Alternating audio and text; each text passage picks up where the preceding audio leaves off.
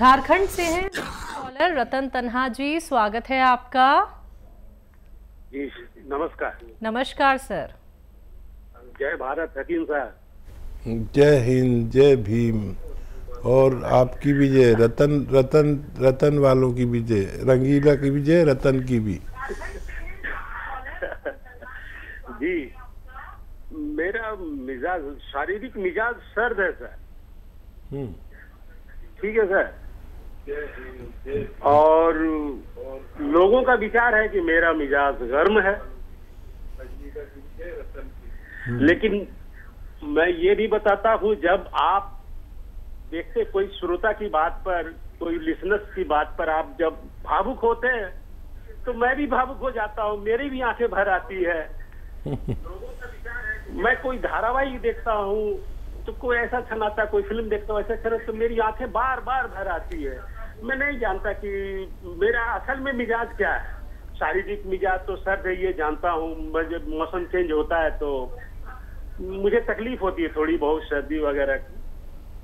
दोस्तों को ये आशा रहता है मुझसे कि मैं उनके हर बात पर जी हुजूरी करूं, उनका मैंने कोई भी गलत बात हो तो मैं उसमें हाँ में हाँ मिलाऊं।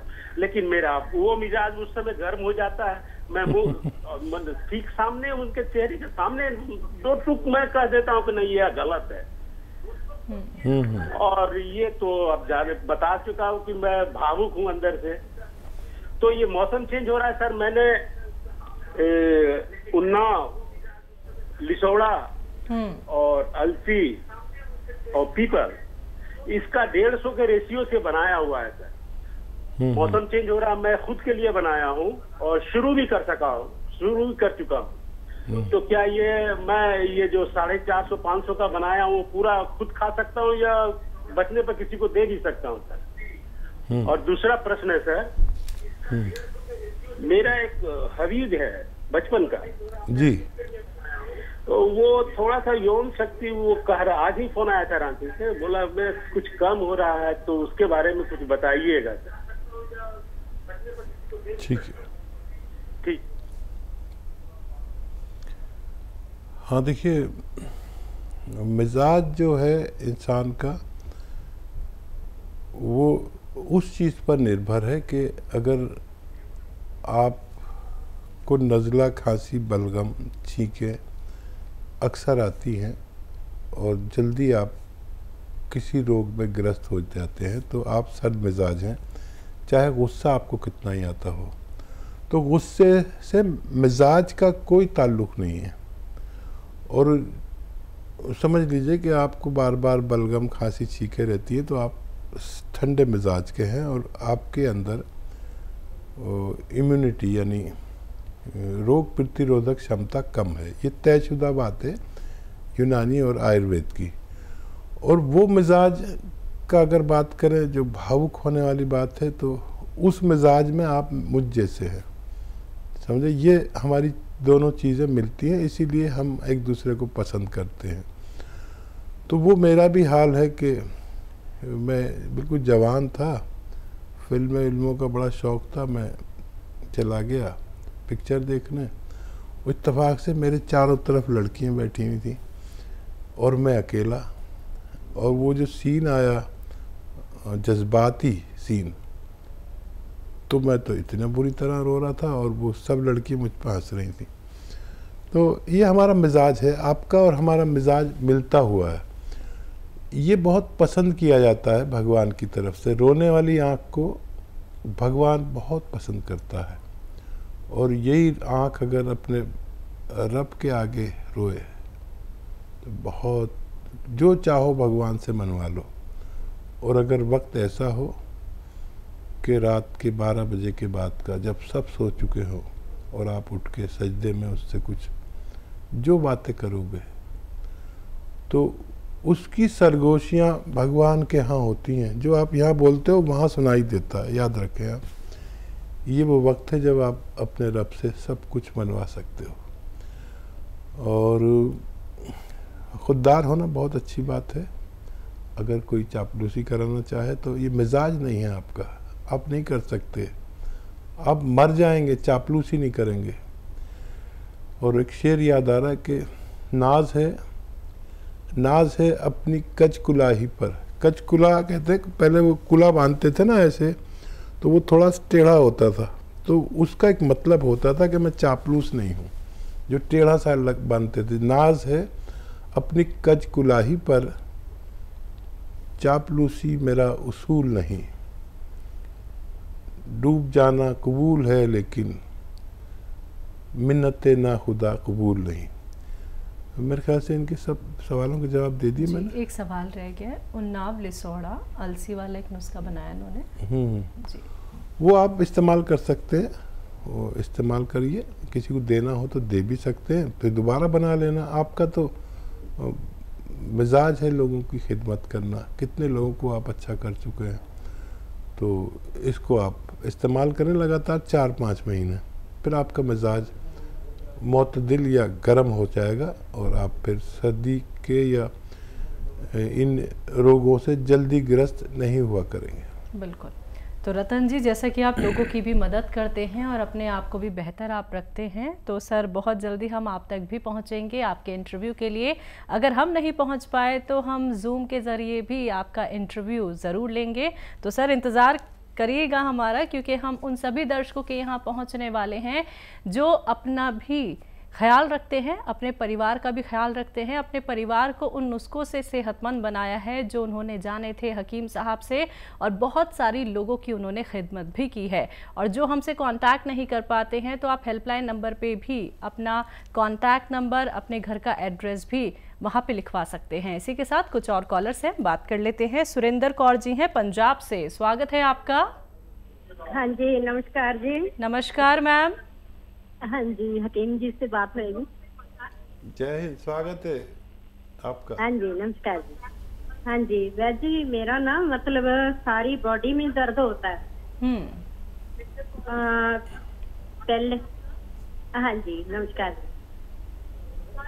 हाँ जी, पहले तो मैं बहुत देर से ट्राई कर रही थी कि हमारा फोन नहीं मिल रहा था। शुक्र है भगवान का, आज फोन मिल गया।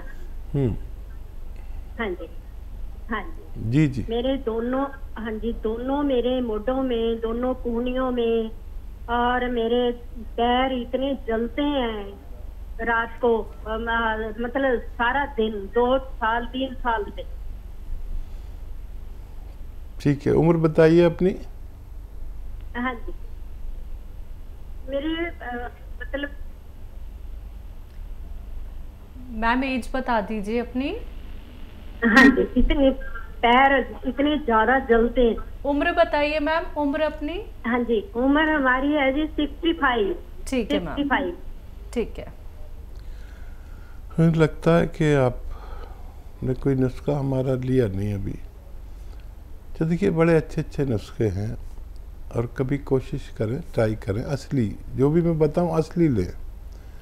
और वो मैं अक्सर बताता हूँ ना, गोंद सियाह, काला गोंद खरीद लें असली, और इसको पाउडर बना लें। आधा चम्मच धनिए का पाउडर और आधा ग्राम गोंद सियाह, जिसे हम काला गोंद कहते हैं। लेकिन ये गोंद सियाह नकली बहुत मिलता है, असली लेना आपकी जिम्मेदारी है।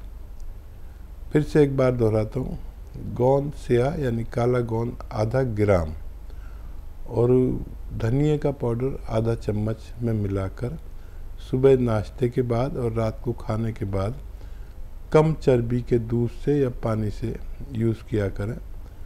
अगर ये असली मिल गया आपको तो आपको फ़ायदा होना मुमकिन है। जी, मध्य प्रदेश से हैं दीपा जी, स्वागत है आपका।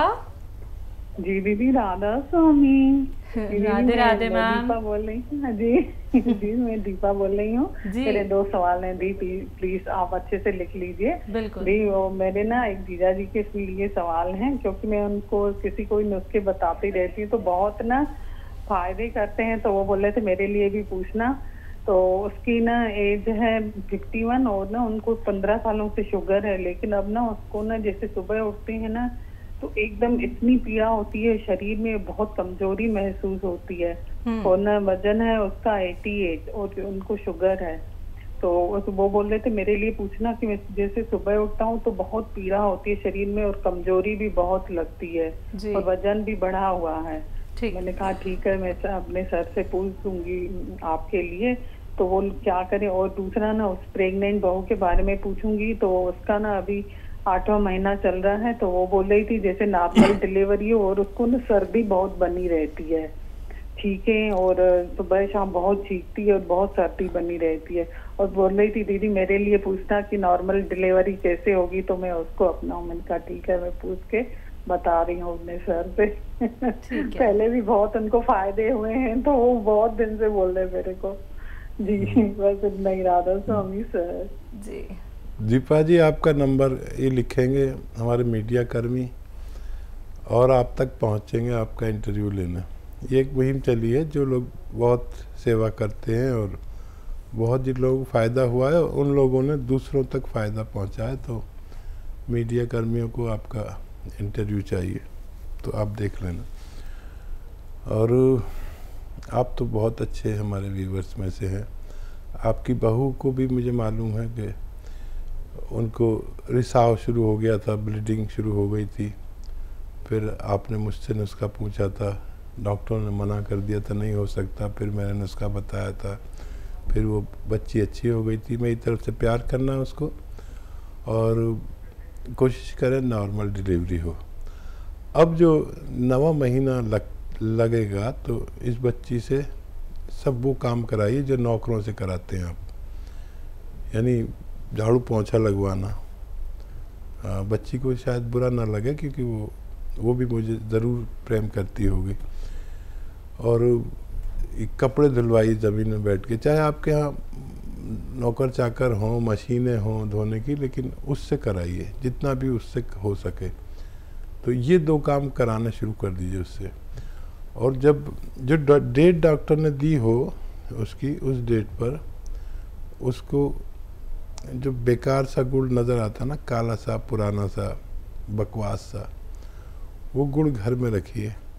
जो डॉक्टर ने डेट दी है उस डेट से 1 दिन पहले ऐसे 50 ग्राम खिलाना, फिर अगले दिन 50 ग्राम या 100 ग्राम खा ले किसी तरह और खूब पानी पिए। आपकी बच्ची को बहुत नॉर्मल डिलीवरी हो सकती है जी। और जीजा जी के लिए देखिए, आपको तो पता ही है, अगर दर्द है तो गौनसिया देना है, आधा ग्राम देना है, 2 बार देना है या 1 बार भी दे सकते हैं। और शुगर की दवाएं लेते रहें, पैदल ज़रूर चला करें, गर्म पानी ज़रूर पिया करें। और या तो गोंद जामुन आपको पता है बहुत असरदार है, 1 चुटकी 2 बार दिया करें, खाने से पहले देना बेहतर है। 1 चुटकी से ज़्यादा ना दें और 2 बार से ज़्यादा ना दें, तो उनको भी फ़ायदा होना मुमकिन है। जी।